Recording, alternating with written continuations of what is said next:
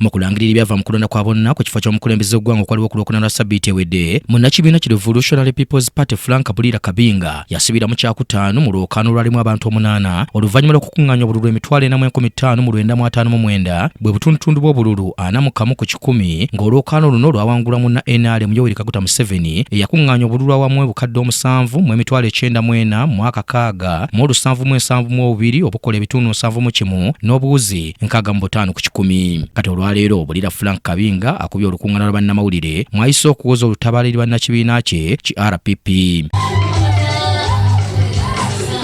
Ono alaze obutali mumativu n'Obululu Bweyafunye ng'agamba nti okusinziira ku buwagizi bw'alina yabadde mu kifo kyakusatu. Ategeeza nti nga RPP tetunakkiriza byavudde mu kulonda.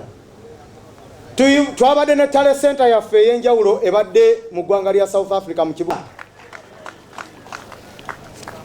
Olaba nakubye rare 2 zokka mu myezi 3 n'enkola smart campaign neera nemba zitoyera ne bankanyuga mu kyakutaano wadde statistics zaffe ne results ezaffe zitulaga nafunye emitwalo 6 bo bampeena n'olwekyo tetuyinza kukkiriza byama by'abakama byagamba naye nabadde nina kuba mu kyakusatu.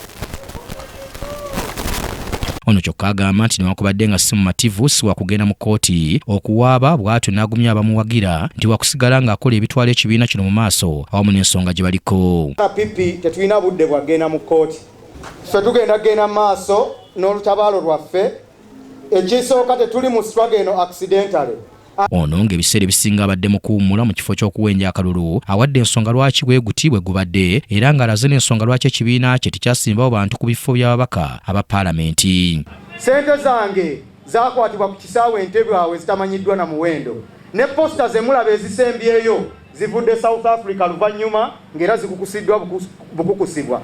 Konteyina 2 ezaava e China zaakwatibwa.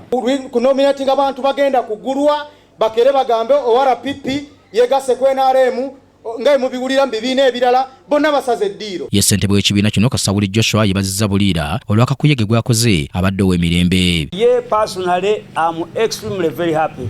Mwebala okukola campaign ez'emirembe beebaza nnyo olw'okubanga gye mubadde nze siwulidde ku violence. John Maido ne Mwesigwa Simon be bakusakidde eggulire lino ku lwa KTV amalindirire.